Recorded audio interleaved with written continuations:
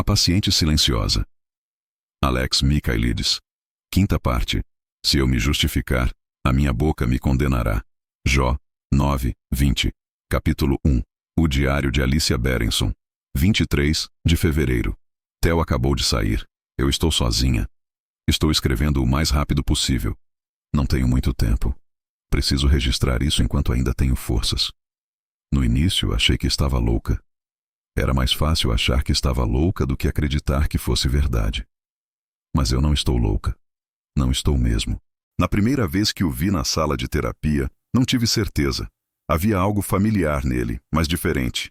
Reconheci os olhos, não só a cor, mas o formato. E o mesmo cheiro de cigarro e loção pós-barba. E o jeito como formulava as frases, o ritmo da fala. Mas não o tom de voz. Tinha alguma coisa diferente. Portanto, não tive certeza. Mas da vez seguinte, ele se entregou.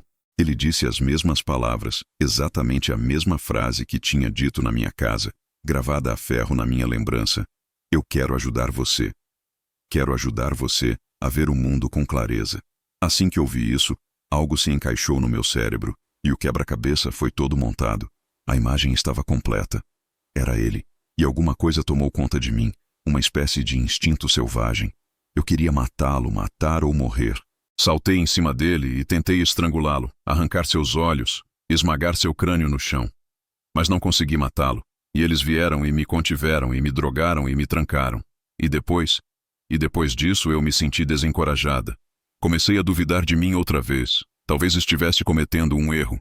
Talvez estivesse imaginando tudo. Talvez não fosse ele. Como poderia ser Theo? Por que ele viria aqui me provocar desse jeito? Então entendi. Toda aquela baboseira de querer me ajudar era a parte mais doentia. Ele sentia prazer com aquilo, ficava excitado. Por isso ele estava ali. Ele tinha voltado para tripudiar da minha desgraça. Eu quero ajudar você. Quero ajudar você a ver o mundo com clareza. Bem, agora eu entendia. Entendia muito bem. E queria que ele soubesse que eu estava entendendo. Por isso menti a respeito da morte de Gabriel. Enquanto falava, eu percebia que ele sabia que eu estava mentindo. Nós nos entreolhávamos e ele percebeu. Eu o tinha reconhecido. E havia em seus olhos algo que eu nunca tinha visto antes. Medo. Ele estava com medo de mim, do que eu poderia dizer. Estava com medo do som da minha voz. Por isso ele voltou minutos atrás. Dessa vez não disse nada. Nenhuma palavra. Ele pegou o meu punho e enfiou uma agulha na minha veia. Não ofereci resistência. Não lutei. Deixei. Eu mereço isso. Eu mereço esse castigo. Sou culpada. Mas ele também é. Por isso estou escrevendo isso. Para que ele não consiga se safar. Para que ele seja punido. Tenho que ser rápida. Agora já dá para sentir. O negócio que ele injetou em mim está agindo. Estou com tanto sono. Quero me deitar. Quero dormir. Mas não. Ainda não. Preciso ficar acordada. Tenho que acabar a história. E dessa vez eu vou contar a verdade. Naquela noite, Theo entrou na minha casa e me amarrou. E quando Gabriel chegou, foi derrubado por ele. No início, achei que o tinha matado. Mas depois vi que Gabriel estava respirando. Theo o levantou e o amarrou na cadeira. E o posicionou de tal maneira que Gabriel e eu estávamos sentados de costas um para o outro. E eu não via o rosto dele. Implorei. Por favor, não machuca ele. Eu imploro. Eu faço o que você quiser. Theo riu. Eu odiava tanto aquela risada. Uma risada fria, vazia, sem coração. Machucar? Ele balançou a cabeça. Eu vou matar ele. E ia mesmo. Fiquei apavorada. Perdi o controle das lágrimas. Eu chorava e implorava. Eu faço o que você quiser, qualquer coisa. Por favor, não mata ele. Ele merece viver. Ele é um homem bom, o melhor de todos. Eu amo ele. Eu amo tanto ele. Me fala, Alicia. Me fala do seu amor por ele. Você acha mesmo que ele te ama? Ele me ama. Eu ouvia o tic-tac do relógio. Pareceu uma eternidade até ele responder. É o que vamos ver. Ele me encarou com aqueles olhos pretos por um segundo e eu me senti tragada pela escuridão. Estava diante de uma criatura que nem sequer podia ser considerada humana. Ele era o mal em seu estado mais puro. Ele deu a volta na cadeira e ficou de frente para Gabriel. Virei a cabeça o quanto pude, mas não conseguia vê-lo. Ouvi um baque surdo horrível. Me encolhi ao ouvi-lo bater no rosto de Gabriel. E ele continuou batendo. E batia mais, até Gabriel começar a balbuciar e despertar. Então, Gabriel, que merda é essa? Quem é você? Eu sou um homem casado. Eu sei o que é amar uma pessoa. E também sei o que é ser traído. Do que você está falando, seu merda? Só um covarde trai alguém que o ama. Você é covarde, Gabriel? Vai se foder. Eu ia matar você, mas Alicia pediu misericórdia. Então vou dar uma oportunidade para você. Ou você morre, ou Alicia morre. Você decide. Ele falava com tanta frieza e calma, num tom controlado. Nenhuma emoção. Gabriel ficou 1 segundo sem responder. Estava ofegante, como se tivesse levado um soco. Não. Sim. Ou Alicia morre, ou você morre. Você escolhe, Gabriel. Vamos ver se você realmente ama a sua esposa. Você seria capaz de morrer por ela. Tem 10 segundos para decidir. 10, 9. Eu intervim. Não acredita nele. Ele vai matar nós dois. Eu te amo. 8, 7. Eu sei que você me ama, Gabriel. 6, 5. Você me ama. 4, 3. Gabriel, diz que você me ama. 2. E então Gabriel falou. No início, não reconheci sua voz. Uma vozinha de nada. Tão distante. Uma voz de menininho, uma criancinha, com poder de vida e morte nas mãos. Eu não quero morrer. E então houve apenas silêncio. Tudo parou. Dentro do meu corpo, todas as células murcharam. Células definhando, como pétalas mortas caindo de uma flor. Flores de jasmim pairando no ar até chegar ao chão. Estou sentindo o cheiro de jasmim? Sim, sim, suave jasmim. Talvez no peitoril da janela. Theo se afastou de Gabriel e começou a falar comigo. Eu não conseguia focar no que ele estava dizendo. Está vendo, Alicia? Eu sabia que Gabriel era um covarde, transando com a minha mulher pelas minhas costas. Ele destruiu a única felicidade que eu tive. Theo se inclinou para a frente, bem perto do meu rosto. Sinto muito ter que fazer isso, mas, sinceramente, agora que você sabe a verdade, é melhor mesmo que morra. Ele levantou a arma e apontou para a minha cabeça. Fechei os olhos e ouvi Gabriel gritando. Não atira, não atira não. Um clique, e depois um tiro, tão alto que abafou qualquer outro som. Se fez silêncio por alguns segundos. Eu achei que estava morta, mas não tive essa sorte. Abri os olhos. Theo ainda estava lá, apontando a arma para o teto. Ele sorriu, levou o dedo aos lábios, para que eu ficasse em silêncio, e Gabriel gritou. Alicia! Alicia! Dava para ouvir Gabriel se contorcendo na cadeira, tentando se virar para ver o que tinha acontecido. O que você fez com ela, seu desgraçado? Seu filho da puta? Ai, meu Deus!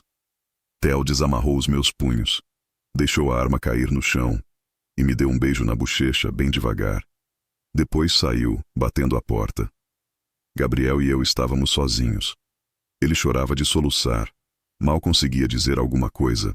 Só ficava me chamando, choramingando. Alicia, Alicia. Continuei em silêncio. Alicia? Caralho, caralho, ai caralho. Continuei em silêncio. Alicia. Responde, Alicia. Ai, meu Deus. Continuei em silêncio. Como poderia falar? Gabriel tinha me condenado à morte. Mortos não falam. Desamarrei o fio dos meus tornozelos. Me levantei da cadeira. Estendi a mão para o chão. Agarrei a espingarda, quente e pesada na minha mão. Dei a volta na cadeira e fiquei de frente para Gabriel. Lágrimas escorriam pelo seu rosto. Ele arregalou os olhos. Alicia, você está viva? Graças a Deus você... Gostaria de poder dizer que dei um tiro pelos derrotados, que estava agindo em defesa dos traídos e dos de coração partido, que Gabriel tinha os olhos de um tirano, os olhos do meu pai. Mas agora não preciso mais mentir. A verdade é que, de repente, Gabriel tinha os meus olhos, e eu tinha os dele. Em algum momento trocamos de lugar. Agora consigo ver. Eu jamais estaria em segurança. Eu jamais seria amada. Minhas esperanças todas destruídas. Todos os meus sonhos despedaçados. Não restava mais nada. Nada. Meu pai tinha razão. Eu não merecia viver. Eu não era nada. Foi isso que Gabriel fez comigo. A verdade é essa. Eu não matei Gabriel. Foi ele quem me matou. Tudo o que fiz foi puxar o gatilho. Capítulo 2. Não tem nada mais triste, disse Indira, que ver os pertences de uma pessoa amontoados numa caixa de papelão. Fiz que sim. Observei o quarto com tristeza. E é realmente surpreendente, prosseguiu, como Alicia tinha poucos pertences. Quando a gente vê o tanto de lixo que as outras pacientes acumulam, ela só tinha alguns livros, desenhos, as roupas.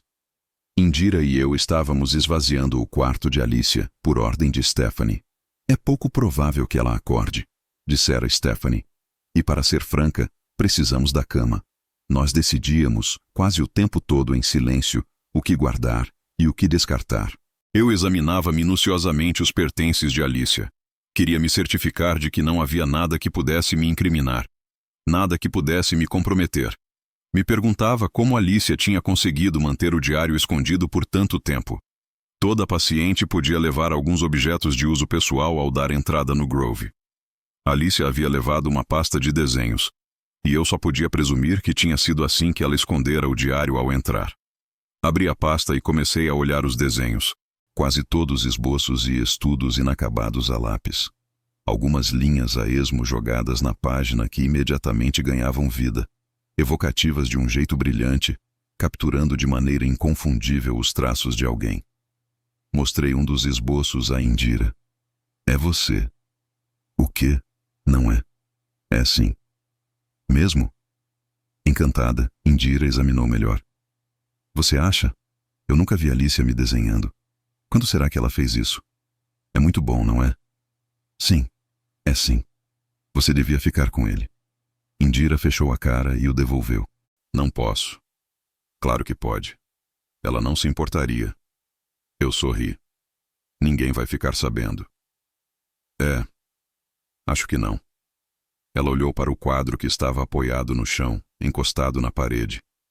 O quadro representando a mim e a Alicia na escada de incêndio do prédio em chamas e que tinha sido vandalizado por Elif. E aquele? Perguntou. Você vai ficar com ele? Meneei a cabeça. Vou ligar para Jean Félix. Ele pode cuidar disso. Indira concordou. É uma pena que não possa ficar com ele. Fiquei olhando para a pintura por um instante. Eu não gostava dela.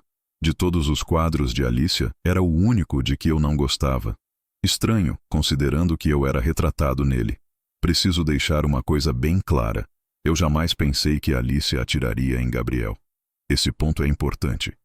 Eu não queria nem esperava que ela o matasse. Queria apenas despertá-la para a verdade do seu casamento, como havia acontecido comigo. Queria mostrar que Gabriel não a amava, que sua vida era uma mentira, que aquele casamento era uma farsa. Só assim ela poderia, como aconteceu comigo, reconstruir a vida a partir dos escombros. Uma vida baseada na verdade, e não em mentiras. Eu não sabia do histórico de instabilidade de Alicia. Se soubesse, jamais teria levado as coisas àquele extremo. Não imaginava que ela reagiria daquela maneira. E quando a história saiu na imprensa toda, e Alicia foi a julgamento por homicídio, eu me senti extremamente responsável, querendo expiar minha culpa e provar que não era responsável pelo que tinha acontecido. E me candidatei à vaga no Grove. Queria ajudá-la depois do crime. Ajudá-la a entender o que havia acontecido, a superar e se libertar. Um observador cínico poderia dizer que voltei à cena do crime, por assim dizer, para apagar as pistas comprometedoras. Mas não é verdade. Mesmo sabendo dos riscos da minha empreitada, da real possibilidade de ser pego, de que tudo acabasse num desastre, eu não tinha escolha, sendo quem sou. Afinal, eu sou um psicoterapeuta. Alicia precisava de ajuda, e só eu sabia como ajudá-la. Eu estava apreensivo com a possibilidade de ela me reconhecer, apesar de ter usado uma balaclava e disfarçado a voz. Mas Alicia não pareceu ter me reconhecido, e pude desempenhar um novo papel em sua vida. E então, naquela noite em Cambridge, finalmente entendi o que sem querer tinha recriado, o terreno minado há muito esquecido pelo qual tinha enveredado. Gabriel foi o segundo homem a condenar Alicia à morte. Trazer de volta o trauma original foi insuportável para ela. E por isso Alicia pegou a arma e direcionou a tão esperada vingança não ao pai, mas ao marido. Como eu suspeitava, o crime tinha origens muito mais antigas e arraigadas que os meus atos. Entretanto, quando ela mentiu para mim sobre como Gabriel foi morto, ficou claro que tinha me reconhecido e estava me testando.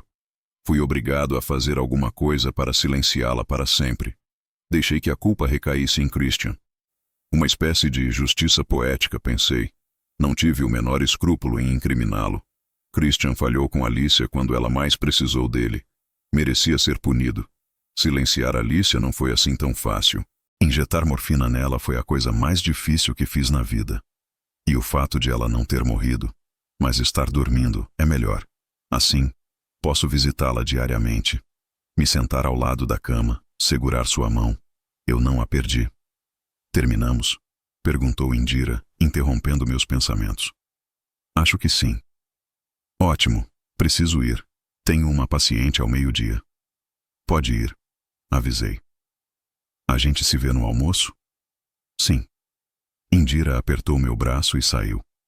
Olhei para o relógio. Estava pensando em sair cedo, voltar para casa. Eu me sentia exausto.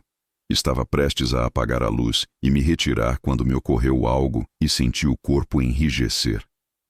O diário. Onde estava? Meus olhos vasculharam o quarto com tudo encaixotado e arrumado. Tínhamos examinado tudo. Eu tivera nas mãos cada um dos objetos de uso pessoal dela. E ele não estava lá. Como é que eu tinha sido tão descuidado? Indira, com a merda daquela conversa fiada interminável, tinha me distraído, fazendo com que eu perdesse o foco. Onde estaria? Só podia estar ali. Sem o diário haveria pouquíssimas provas para condenar Christian. Eu tinha que encontrá-lo. Fiz uma busca no quarto, cada vez mais nervoso. Virei as caixas de papelão de cabeça para baixo, jogando o conteúdo no chão. Revirei tudo, mas não estava lá. Rasguei as roupas, mas não encontrei nada. Abri a pasta de desenhos e joguei as folhas no chão, mas o diário não estava entre elas.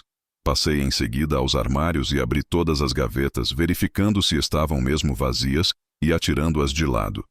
Mas o diário não estava lá. Capítulo 3. Julian McMahon, da Fundação, me esperava na recepção. Corpulento, cabelos ruivos e cacheados, ele adorava expressões do tipo cá entre nós, no fim das contas, ou no fundo, que apareciam com frequência na conversa, muitas vezes na mesma frase. Era basicamente uma figura do bem, a face amistosa da Fundação. Ele queria trocar algumas palavras comigo antes que eu voltasse para casa. Acabei de me encontrar com o professor Diomedes. Ele pediu demissão. Achei que você gostaria de saber. Ah, entendo. Ele resolveu antecipar a aposentadoria. Cá entre nós, se não fosse isso, ele teria que enfrentar um inquérito sobre toda essa bagunça. Julian deu de ombros. Não posso deixar de sentir pena dele. Não é um fim particularmente glorioso para uma carreira longa e ilustre. Mas pelo menos assim ele vai ser poupado da imprensa e da confusão toda. E por sinal, ele falou de você. Diomedes?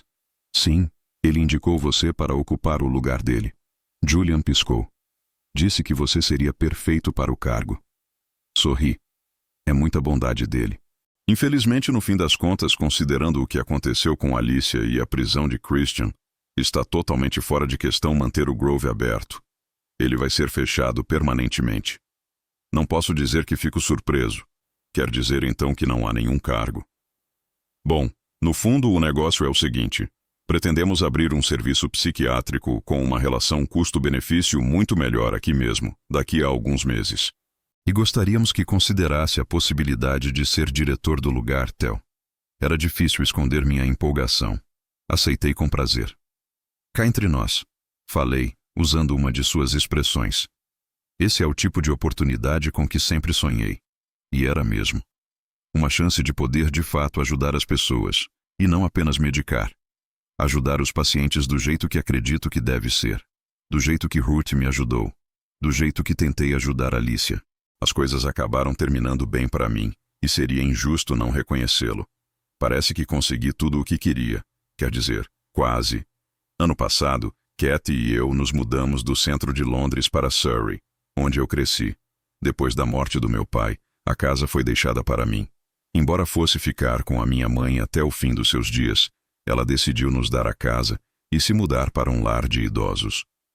Kathy e eu concluímos que o espaço extra e o jardim justificavam as idas e voltas até Londres. Achei que seria bom para nós. Prometemos a nós mesmos que a casa seria transformada e fizemos planos de redecorar e exorcizar o passado daquele lugar. No entanto, quase um ano se passou desde que nos mudamos e tudo continua inacabado. Decorado pela metade, os quadros e o espelho convexo que compramos em Portobello Market ainda estão encostados em paredes que precisam ser pintadas. Ainda é em grande medida a casa onde eu cresci, o que, no entanto, não me incomoda tanto quanto eu achava que incomodaria.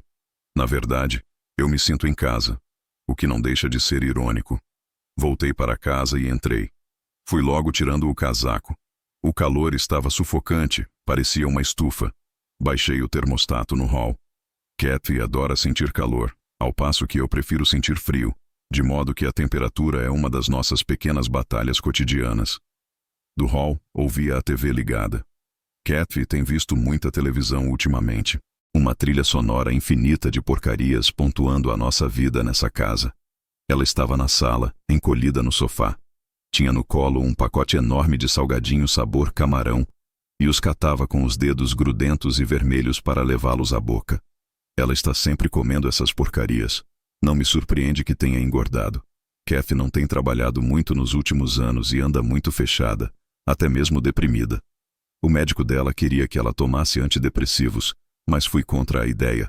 Recomendei que fosse a um terapeuta para trabalhar os sentimentos. Até me ofereci para encontrar um analista. Mas parece que Kathy não quer falar. Às vezes a surpreendo me olhando de um jeito estranho e me pergunto o que estaria pensando. Estaria tentando reunir coragem para falar de Gabriel e do caso que tiveram.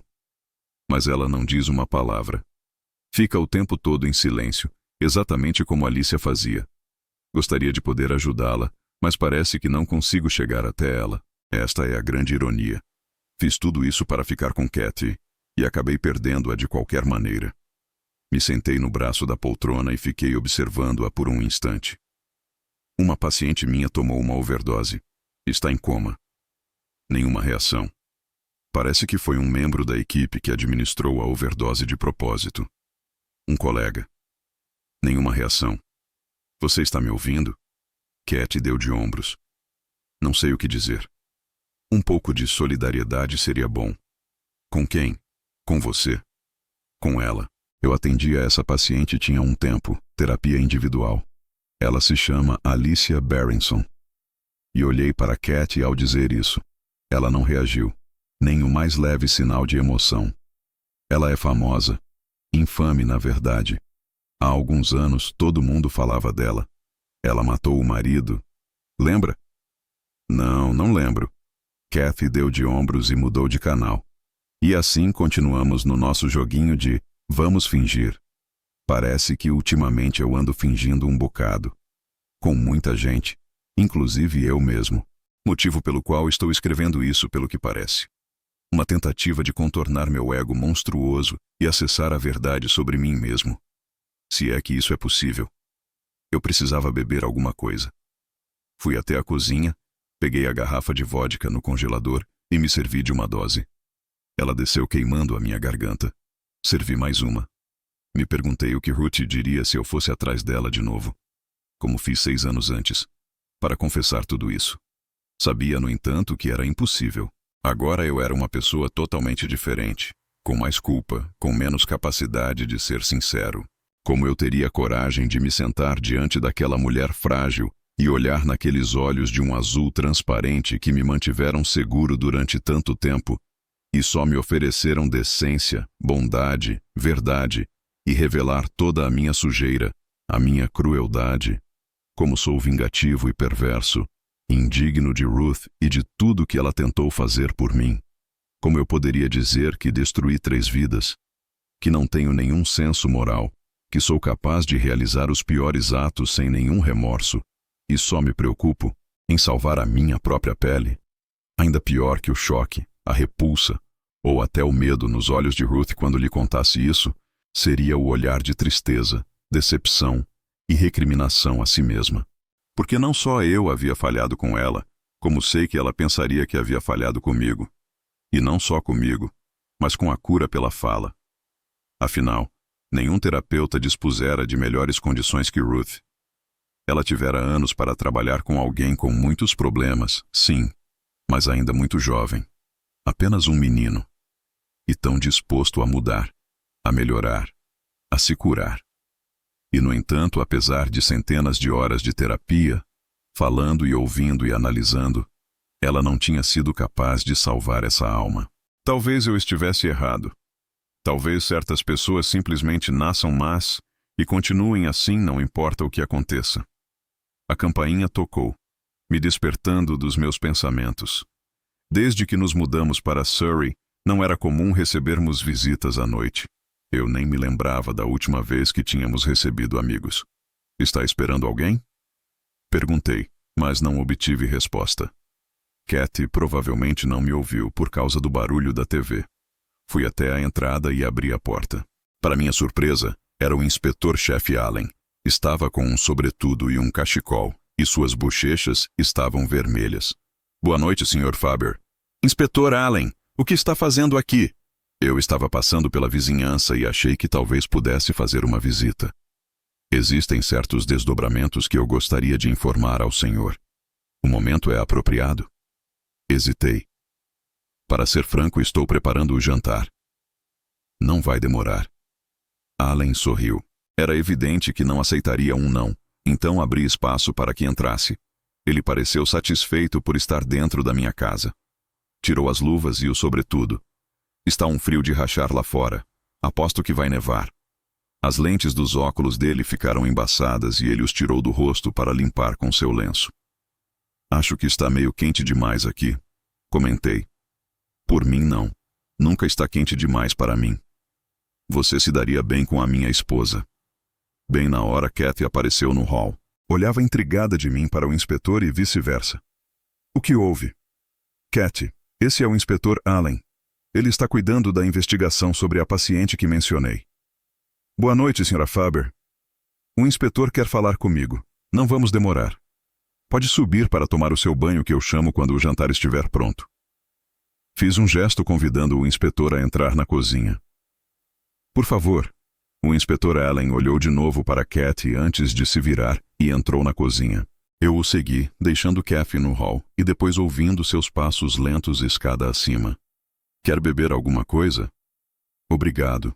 É muita gentileza. Um chá seria ótimo. Seus olhos se voltaram para a garrafa de vodka na bancada. Sorri. Se preferir algo mais forte? Não, obrigado. Um chá está de bom tamanho para mim. E como prefere? Forte, por favor. Só um pouquinho de leite para dar uma cor. Sem açúcar, estou tentando parar.